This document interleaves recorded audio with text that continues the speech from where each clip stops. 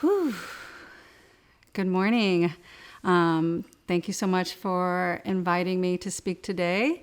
I'm happy to be at Creative Mornings. I'm going to start by actually having a little release. It's been a while since I've been in front of the camera. So I'm going to take a deep breath in using our calm inhaler. So don't mind me. Here we go. Thank you.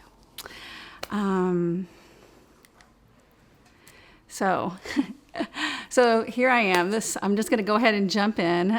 This cute kid right here is me, not too long ago, and that there is Pierre, but we're not related. How many of you believe in unicorns? Yeah, I know. Unicorns are make-believe, but I totally believe in make-believing. As a kid, I was labeled at risk, and make-believing became something that I escaped into. And as an adult, I still do. For a little bit background about me, I have always been a creative. When I was 17, I attended a vocational school for auto paint and body, and because I really wanted to learn how to paint motorcycle tanks. I was the only girl in my class, and I even got a job afterwards at a Corvette shop doing the work. And then when I was 20, after my second kid was born, I found an ad in the paper for a commercial art school. I thought, wow, that is so cool. You can make money from art, and that could be a living. And I was like, sign me up right now. And this was before computers, when we had to learn to draw everything by hand, and including our type. We had to use a stat camera.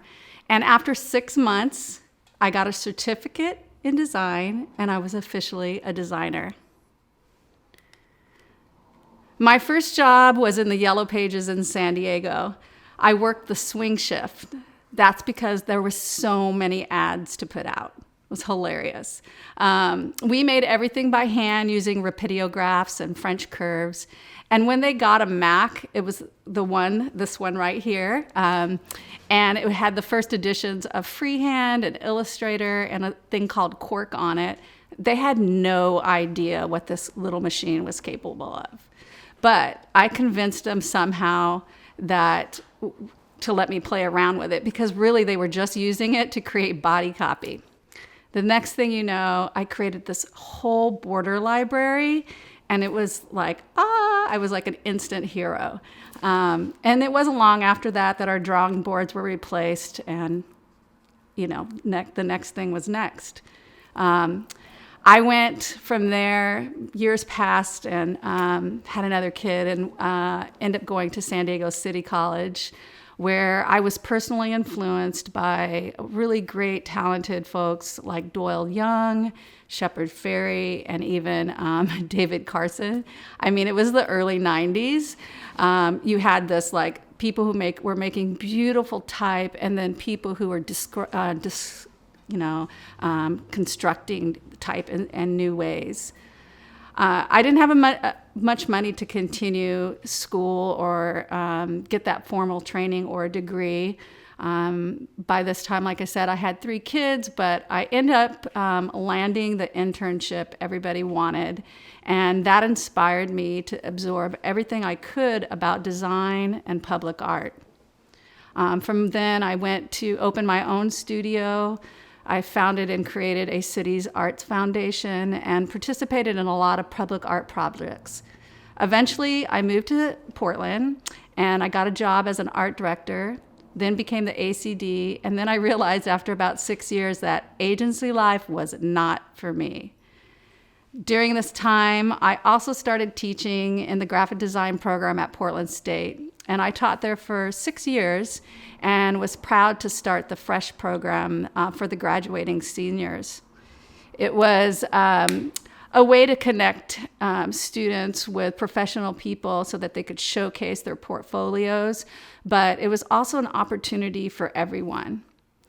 And in 2011, I'd been writing about design for about 10 years on a platform called Blogger. Anybody remember that? It's old school. We were in the recession, and I knew a lot of talented people and artists and designers, and I had this idea to start something that would bring people together and give back to underserved youth.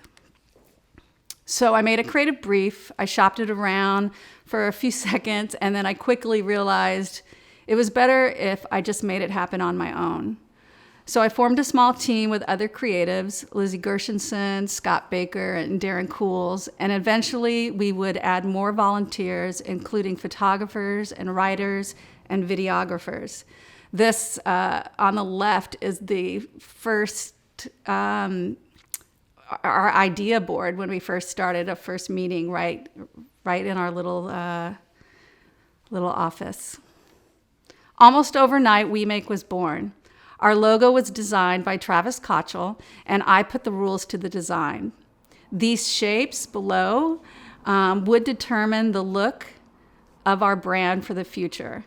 In 2012, we hosted 7 sketch exchanges, 4 workshops, and our first Design in Action event, Put a Bird in It. We were stoked, and it was really fun. Over 100 makers participated that first year and every year afterwards for 5 years.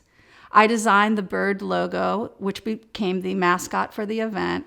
And it was so cool to see so many different genres of creativity express themselves in a simple form like a birdhouse. I loved it. And they were really awesome. And we weren't really trying to do anything with this birdhouse thing but solve a problem and create a space where people could have just ultimate freedom. And we were also making fun of Portlandia because we knew as designers we were smarter than just putting birds on things. We had all kinds of makers participate: illustrators, designers, artists, architects, industrial designers, and more. Put a Bird in It would eventually be the catalyst for WeMake Celebrates, our design conference. From the beginning, we were always about process and community and never considered ourselves a networking group. We really just wanted to digest process and what that meant. For us, it was about intention and precision, a form of expression, and sometimes alterations and do-overs. There's always a commitment and structure and a need to embrace or break traditions. You feel the pressure, and form takes shapes, stories simplify, and designs develop. Everything starts with a blank slate. But no matter what the medium, process is always at the center. With this in mind, we did some things, and we had so much fun. We were not interested in screen presentations, but we wanted to know about why people made, who they were, how they developed their process. It was really raw and scrappy and simple. People made connections, got jobs, boosted their careers, and found community to play in. Do you recognize anyone here? Or did you ever attend an event? If so, please share in the comments. We'd love to know. Most importantly, we raised over $200,000 for arts education to support at-risk youth here in Portland. This part of WeMake was the core of what we did. Design in Action was one way to give back to kids like my younger self. It was a way to make a difference. Throughout the years, WeMake featured over 3,000 makers, put out 2 digital magazines, and held 4 international design conferences. The last one got world recognition for being the most gender equitable design conference in America and in the UK. We also made process golden. We pin shit on things, experimented, and disrupted. And we invited people from around the world to participate in Design in Action in unique ways.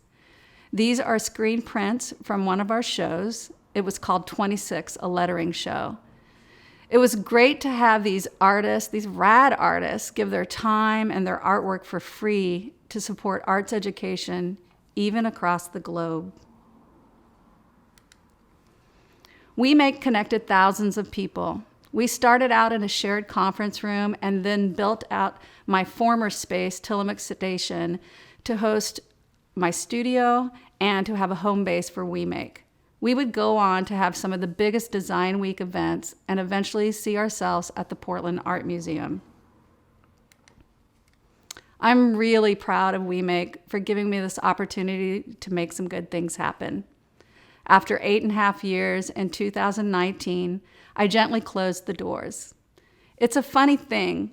We're supposed to have courage starting new things, but we also need to have courage when we end them, because we need to finish strong. And then there's this release and a fresh moment to start again. At 54, I have reinvented myself more than once, and I have to say, it's always fucking awesome. Alongside of my design studio, The Study, I am the CEO and founder of Make and Marry. I started it in 2016 when recreational cannabis became legal. I basically took the same concept from WeMake and just sprinkled a little weed into it. Make and Marry began with a curated monthly workshop series focused on self-care. It became a place to experience the world of cannabis through art and design, as well as a built-in platform to test the products I had been making.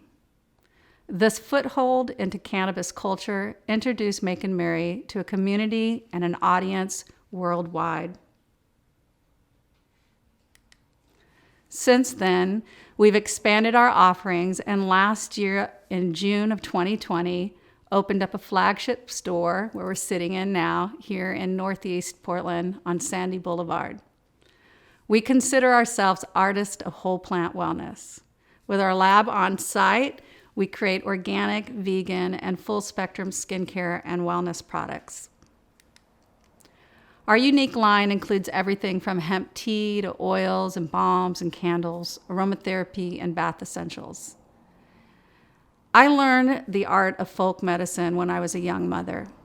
It was a way to have a healthier choice, and I didn't like what I was seeing being put into the products that I could afford, so I began making my own. My kids grew up on tinctures and salves and lotions that we made at home, and now I'm so thankful my youngest daughter works besides me. And I invite you all in to the shop anytime for some self-care love. If I had one word of advice, it would be to always be making.